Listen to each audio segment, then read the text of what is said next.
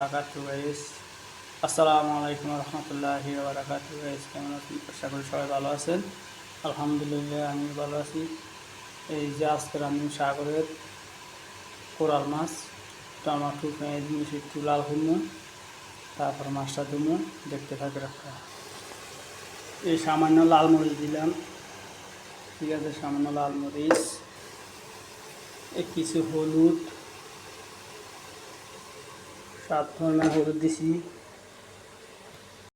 এই যে তরকারি এগুলো দেবো, এগুলো দেশে কুচা তরকারি, বাংলাদেশের শসা বলে, ঠিক আছে, শসার মতন এগুলা তরকারিগুলো দিয়ে দিছি।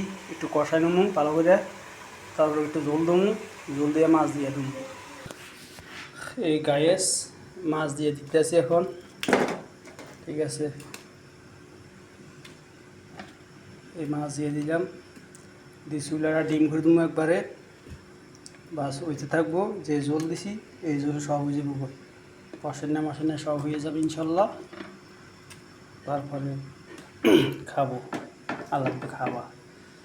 এই যে কি সুন্দর কোরাল মাছ, সাগরের কোরাল মাছ, এগুলো একটু একটু বাজে নিছি, কারণ বাস করবো, এই কারণে বাজে নিছি।